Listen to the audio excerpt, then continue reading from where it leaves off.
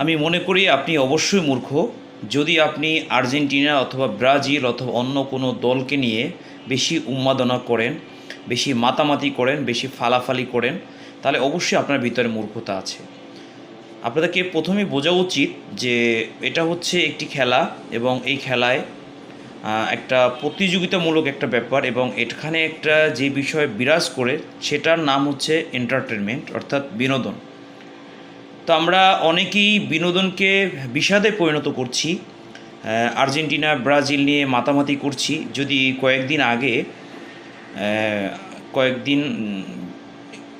কয়েকদিনের রেকর্ড আমরা দেখি, তাহলে দেখবেন যে এই আর্জেন্টিনা ব্রাজিলের পতাকা নিয়ে অনেক হানাহানি, মারামারি, কাটাকাটি এবং একজনের বাড়ি রং করলে আরেকজনের বাড়ি রং করতে হবে।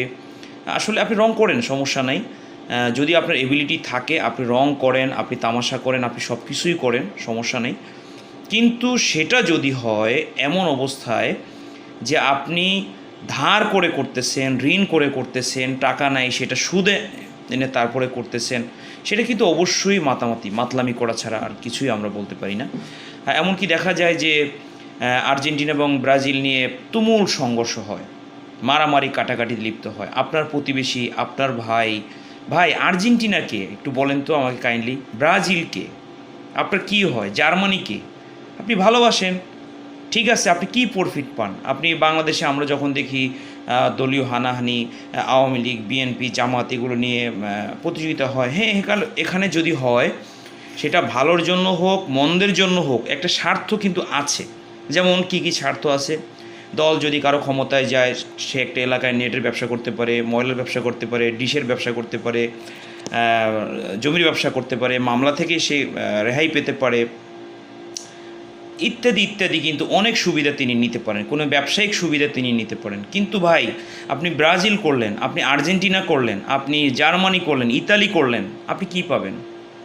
আপনি এটার জন্য কেন মারামারি করতেছেন? এটার জন্য কেন হানাহানি করতেছেন? এটার জন্য আপনি কেন ঋণ করে আপনার প্রত্যেক সম্পত্তি বিক্রি করে আপনাকে কেন আপনার সেই 1 কিলোমিটার, 3 কিলোমিটার, 1.5 কিলোমিটার জুড়ে পতাকা বানাইতে হবে? কেন ভাই? কিসের জন্য?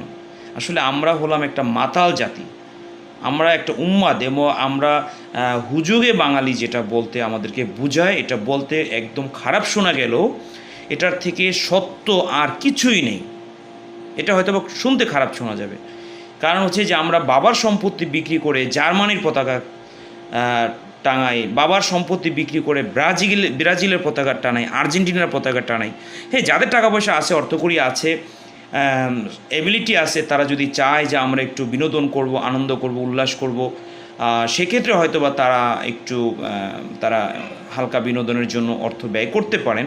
কিন্তু তার মানে এই না যে আপনি অভাব অনটনের থেকে নিজেরা না খেয়ে না পড়ে প্রত্যেক সম্পত্তি বিক্রি করে আপনি একটা দলকে সাপোর্ট করবেন, টিভি কিনবেন, রোমান্স করবেন। রোমান্সটা কাদের জন্য ভাই? যাদের অর্থ সম্পদ আছে, আল্লাহ দিয়েছেন, যাদের অ্যাবিলিটি আছে, তারা হয়তো বা একটু আমার তুলনায় আনন্দ করতে পারে, বাট আমি না। কারণ আগে আমাকে কি করতে হবে? মৌলিক যে অধিকারের প্রথম যে পর্যায়ে অন্ন, বস্ত্র, বাসস্থান, চিকিৎসা, এটা নিশ্চিত করতে হবে, তারপরে আমাকে বিনোদনে যাইতে হবে। তো এই জন্য ভাই যারা দলাদলি, হানাহানি, মারামারি, কাটাকাটি, কানাকানি করেন, দয়া করে অবশ্যই বন্ধ করবেন। এটা আপনাদের প্রতি বিনীত অনুরোধ। দলের মতো থাকবে, হালকাভাবে মুখে আলতোভাবে কি ফাজলামি তামাশা করতেছেন করেন, বেশ ভালো। বাট এটা নিয়ে কোনো বাড়াবাড়ি করা, কাউকে টিটকারি করা, কাউকে ছোট করা, কাউকে হাস্যরসাত্মকভাবে দেখা, কাইন্ডলি এটা করবেন না। আজান দিয়ে দিছে, আজকে শুক্রবার, সবাইকে পবিত্র জুম্মা দিনের শুভেচ্ছা, পবিত্র বরকতময় দিন আজকে। সবাই ভালো থাকবেন, অবশ্যই কথাগুলো আমল করার চেষ্টা করবেন। ধন্যবাদ সবাইকে।